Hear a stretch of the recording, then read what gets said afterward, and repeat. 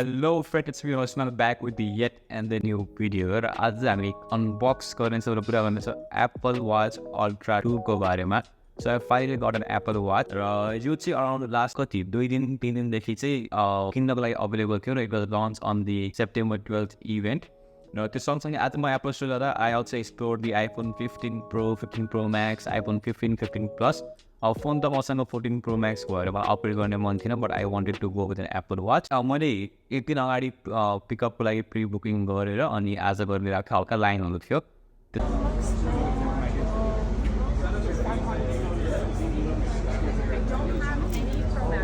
त्यसपछि झ्यापझुप सबै हाल्यो र आजको भिडियोमा चाहिँ यसको अनबक्सिङ एक्सपिरियन्स कस्तो रह्यो र how easy was it to set up an Apple watch भन्ने हामी कुरा गर्नेछौँ भने next video we will talk I also have an iPhone 15 Plus with me, so I'm just going to grab it.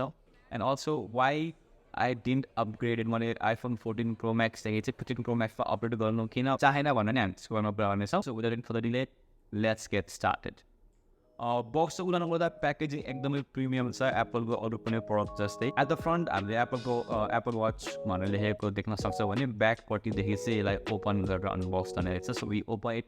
यो चाहिँ अब एकदम प्रिमियम सिरिजको वाच भएको भएर अनबक्सिङ एक्सपिरियन्स पनि अरू नर्मल सिरिज 9को वाच भन्दा अलिक प्रिमियम फिल हुने खालको छ. यो एकदम एडभेन्चरस एकदम एक्टिभिटी फोकस वाच भएको हुने कारण हेर्न सक्नुहुन्छ. खोल्दा बित्तिकै एकदम एडभेन्चरस फिल दिन खोजेको छ. टपमा चाहिँ यु गेट अ बुकलेट. त्यसपछि सुरुमा चाहिँ माथिपट्टि वाच आएको छ र त्यसको मुनिपट्टि स्ट्र्याप छ. स्ट्र्यापको कुरा गर्नुपर्दा मैले ओसियन ब्यान्ड चुज गरेको थिएँ विथ ब्लू कलर. अब मलाई चाहिँ हल्का सिलिकन खालको ब्यान्डहरू नै मनपर्छ वाचमा.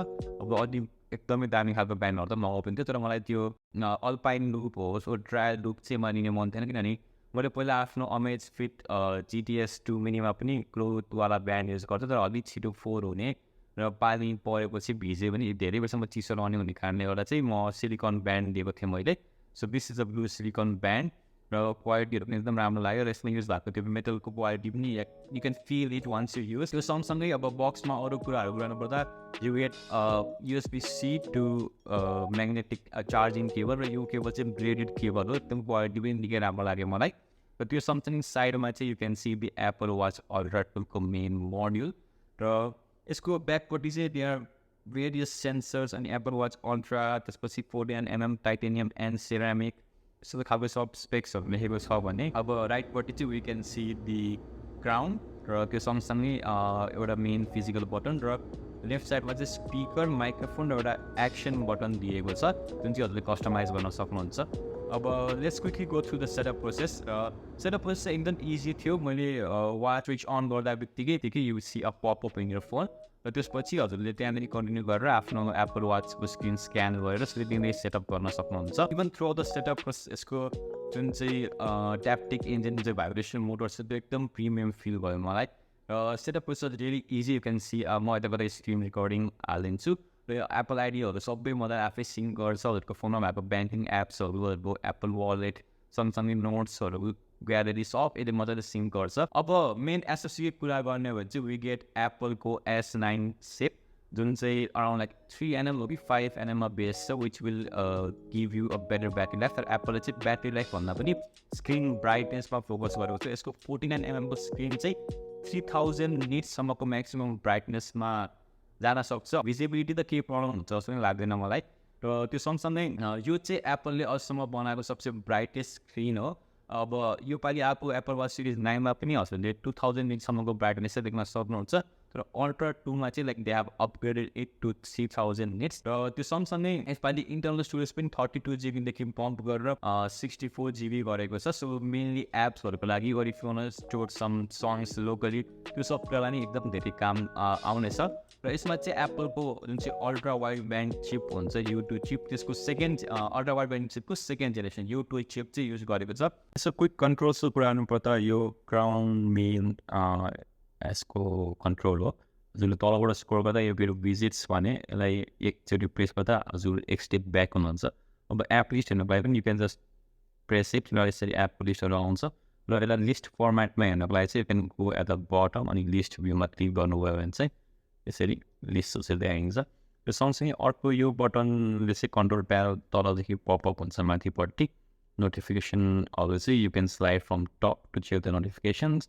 त्यो सँगसँगै यतापट्टि चाहिँ यु गेट एक्सन बटन यसलाई चाहिँ हजुरले कस्टमाइजिङ गर्न सक्नुहुन्छ र डिफल्टमा चाहिँ यो वर्कआउट सरी फर द्याट डिफल्टमा चाहिँ यो वर्कआउट मोडमा इनेबल भएको चाहिँ वन्स यु क्लिक इट यसले चाहिँ वर्कआउट मोड अन गर्छ you can customise it to start like a stopwatch अरू केही कुराहरूलाई पनि कस्टमाइज गर्न सक्नुहुन्छ त्यो सँगसँगै यसलाई डबल ट्याप गर्नुभयो भने चाहिँ it will open up the Apple wallet for you so these were the quick controls and back to the video battery लाइफको कुरा गर्नुपर्दा एप्पलले अराउन्ड 36 आवरको ब्याट्री लाइफ क्लेम गर्छ अन्डर नर्मल युज र त्यो सँगसँगै हजुरले लो पावर मोडमा युज गर्नुभयो चाहिँ 72 आवर्ससम्म जाँदा त्यो चाहिँ प्रिभियस एप्पल वाच अल्ट्रामा जम्मा 60 आवर्स थियो फिजिकल अपडेट्सहरूले हेर्नुहुन्छ भने एप्पल वाच अल्ट्रा 1 र एप्पल वाच अल्ट्रा 2मा केही पनि डिफ्रेन्स छैन एप्पलले नर्मली चाहिँ के गर्छ भने आफ्नो एभ्री डिभाइसको नयाँ जेनेरेसनमा केही नयाँ कलरहरू चाहिँ लन्च गर्छ सो द्याट हेर्दा यो चाहिँ नयाँ प्रडक्ट हो भनेर थाहा होस् भन्ने केही न केही एउटा डिफाइनिङ फिचर राखेको हुन्छ आइफोनहरूको कुरा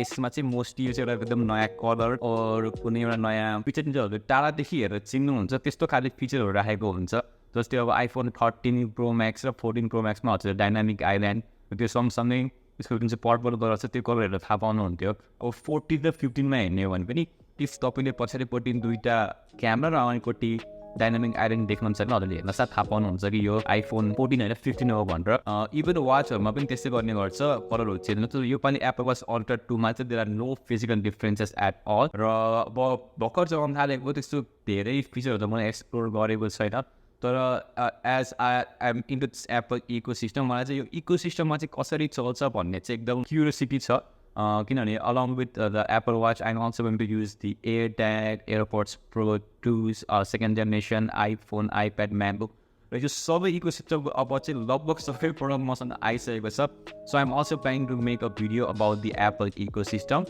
र जुन चाहिँ यो नयाँ वाच ओएस आएको छ त्यो सँगसँगैको फिचरहरू अब एप्पलले लन्च इभेन्टमा देखाएको one the major highlighting double tap थियो त्यो चाहिँ अहिलेसम्म आइसकेको छैन रहेछ अब फ्युचर अपडेट्समा चाहिँ यो अपडेट हुन्छ भन्ने मैले थाहा पाएको थिएँ र if you have any question and queries about the Apple watch ultra 2 you can leave it in the comment section below I will try to like update you guys around TikTok होस् Instagram स्टोरिजमा कति कति के नयाँ कुराहरू थाहा पाएँ भने चाहिँ I will really try to update you guys over there र हजुरलाई यसको बारेमा केही क्वेसन गरिसक्ने आउनु भने चाहिँ do let me know in the comment section below it was all for this video thank you for watching and do like share and subscribe and I will catch you in my next video